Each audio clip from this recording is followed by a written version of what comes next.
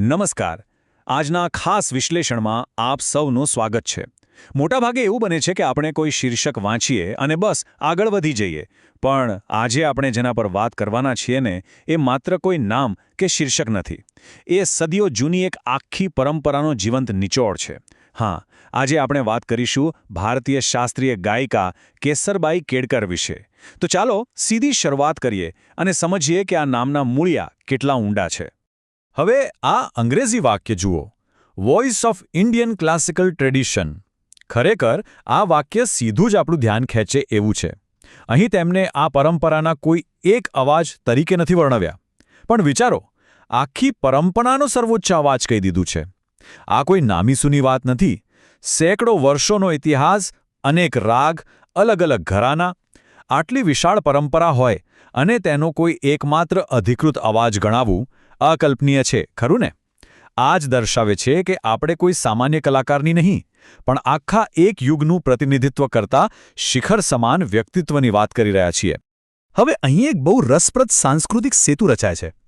એક તરફ પેલું અંગ્રેજી વાક્ય છે જે પરંપરાનો અવાજ કહીને એક વિરાટ છબી ઊભી કરે છે, અને બીજી તરફ આપણી ભાષાના આ શબ્દો છે, ભારતીય શાસ્ત્રીય ગાયિકા.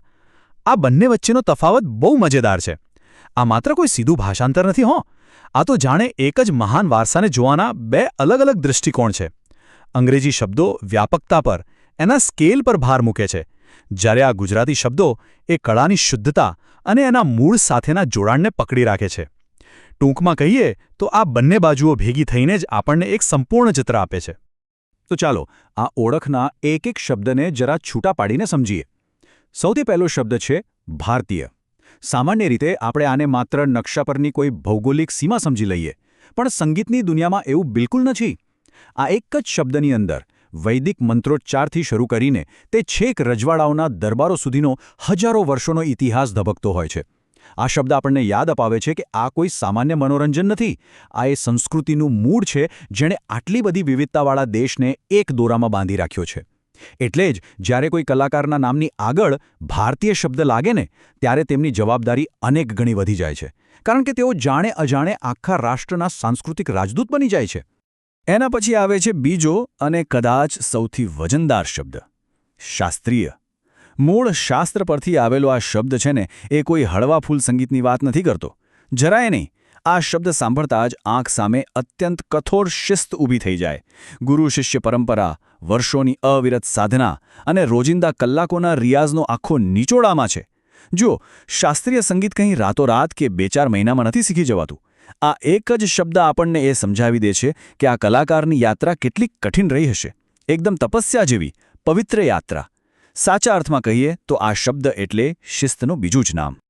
અને હવે ત્રીજો શબ્દ, ગાયિકા. આ જ તો એ જીવંત તત્વ છે. હજારો વર્ષોનો વારસો હોય કે ગમે તેવા કઠોર નિયમો હોય, એ બધું ત્યારે જ સાર્થક બને છે જ્યારે કોઈ ગાયિકા પોતાના ગળામાંથી એ સ્વરોને જીવંત સ્વરૂપે વહેતા કરે. સિતાર કે તબલા જેવા વાદ્યોની વાત અલગ છે, પણ માનવ અવાજની તો કોઈ તુલના જ નથી. આ શબ્દ એ કલાકારને એક શ્વાસ લેતા, ધબકતા અને અનુભવતા જીવંત વાદ્ય તરીકે પ્રસ્થાપિત કરે છે. તેઓ પોતાના શ્વાસ અને પોતાના અવાજ દ્વારા એ જૂની, પ્રાચીન પરંપરાને આજે આપણા સુધી લાવે છે. આ માત્ર અવાજ કાઢવાની વાત નથી, પણ સદીઓના સંગીત અને એની પાછળની લાગણીઓને સીધી શ્રોતાઓના હૃદયમાં ઉતારી દેવાની વાત છે. આ ખરેખર બહુ શક્તિશાળી માધ્યમ છે. અને આ બધું જ આપણે અત્યાર સુધી જે પણ વિરાટતાની, રાષ્ટ્રીય ગૌરવની, કઠોર શિસ્તની અને એ જીવંત પરંપરાની વાત કરીને, એ બધું જ અંતે આ એક જ નામમાં આવીને સમાઈ જાય છે, કેસરબાઈ કેળકર. આ માત્ર કોઈ એક વ્યક્તિનું નામ નથી. આ એક વિશાળ સંસ્થા છે, આપણો સુવર્ણ ઇતિહાસ છે. આ તે મહાન વ્યક્તિત્વ છે જેમણે પોતાના આખા જીવન અને પોતાના અવાજ દ્વારા આ તમામ અર્થોને ખરા અર્થમાં સાર્થક કર્યા છે. અહીં કોઈ વધારાના વિશેષણોની જરૂર જ નથી પડતી. માત્ર આ એક નામ જ એ સમજાવવા માટે પૂરતું છે કે શા માટે તેમને આખી પરંપરાનો સર્વોચ્ચ અવાજ માનવામાં આવે છે.